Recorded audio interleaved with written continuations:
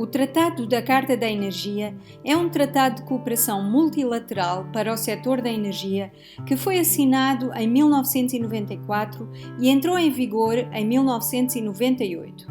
Nessa altura, no contexto da queda do Muro de Berlim, o principal objetivo era assegurar aos investidores da União Europeia o acesso ao petróleo e gás nos países do antigo bloco soviético.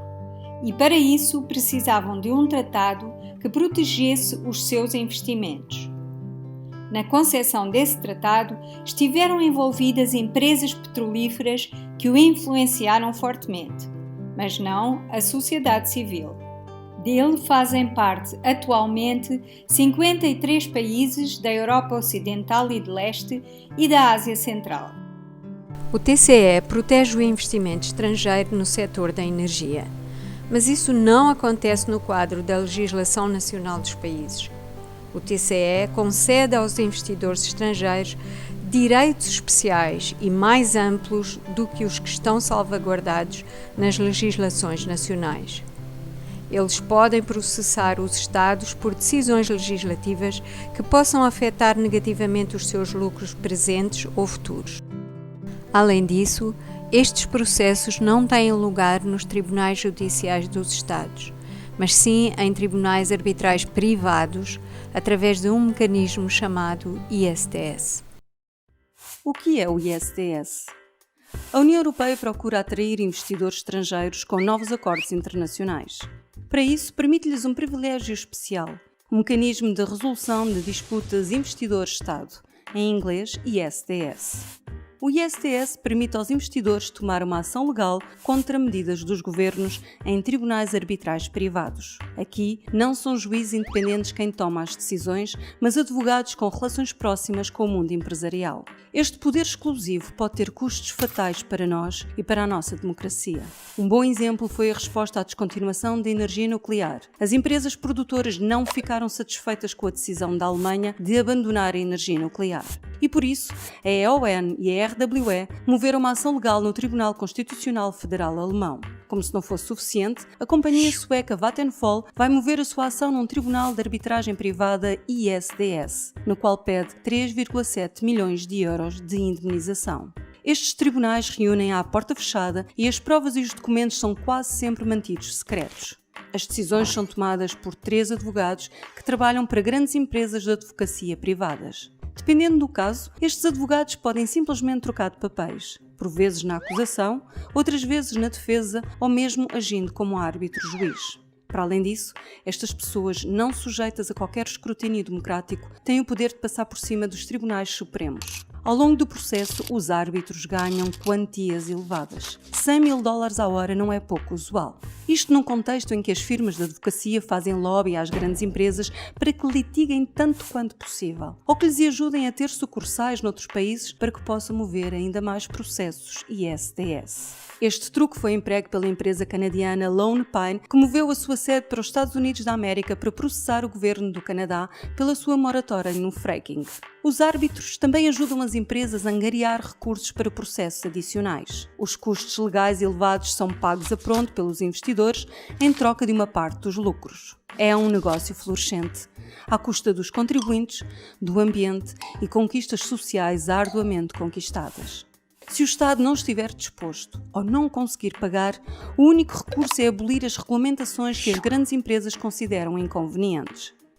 Foi este o destino da legislação ambiental para a central termoelétrica a carvão de Hamburgo. A legislação foi abandonada porque o dono da Vattenfall exigiu 1,4 mil milhões de euros de indemnização.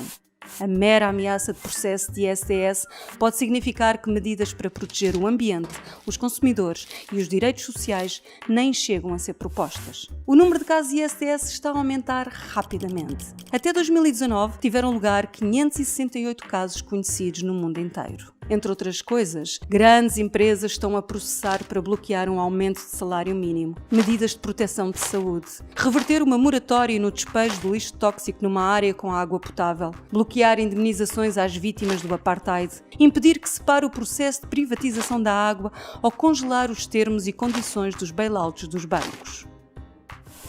processos deste tipo vão acontecer cada vez mais vezes, a menos que os cidadãos pressionem os Estados para abandonar os sistemas ISDS. Rockhopper contra a Itália. Em 2016, após fortes mobilizações populares, o Parlamento italiano baniu todas as novas operações de gás e petróleo perto da costa e recusou conceder à empresa petrolífera britânica Rockhopper uma licença para a prospecção de petróleo no Adriático, na plataforma Ombrina Mare, na cidade de Abruzzo.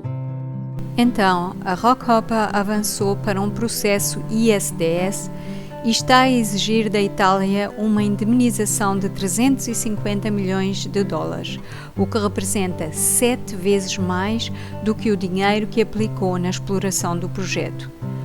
O resto seriam as suas legítimas expectativas de lucro futuro.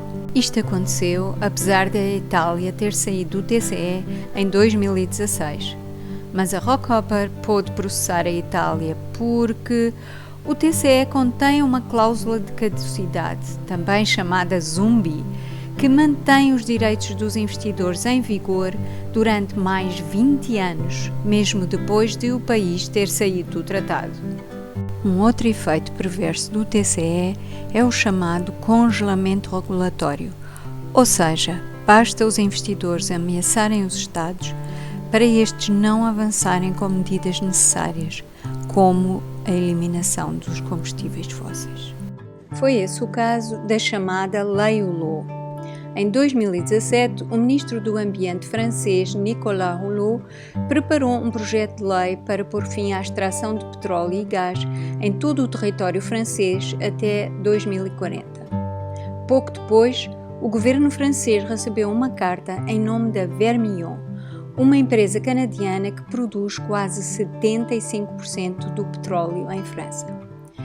A carta ameaçava processar a França, ao abrigo do TCE, caso seguisse em frente com a Lei Hulot.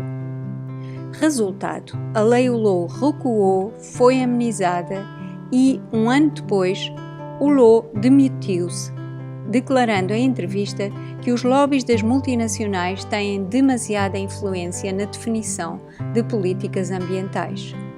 Ou seja, o TCE é um ataque à democracia.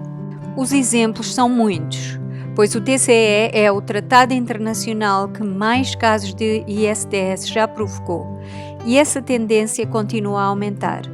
Até março de 2020 eram conhecidos 129 casos de ISDS ao abrigo do TCE e os Estados foram obrigados a pagar 51 mil milhões de dólares. Dinheiro dos contribuintes que deveria ser usado em prol das pessoas e do planeta. Este tratado obsoleto que protege os combustíveis fósseis está a ser alargado para países africanos e asiáticos. Mais de 30 países estão já em processo de adesão. Até a Comissão Europeia já revelou publicamente que considera o TCE ultrapassado e incompatível com o Acordo de Paris e pôs a hipótese de o abandonar.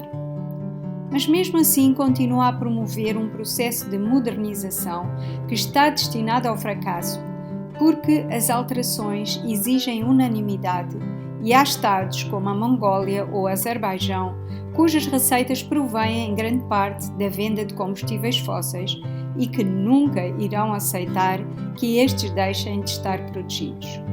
A boa notícia é que estão a crescer as vozes que exigem o fim deste tratado e a sociedade civil está a mobilizar-se, apelando aos governos da UE que saiam conjuntamente do TCE.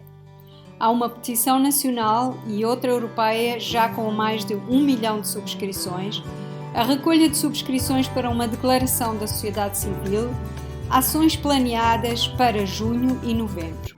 Junta-te a esta luta contra o TCE.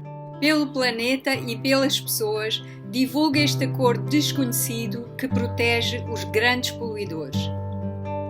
Assina e divulga as petições nacional e europeia.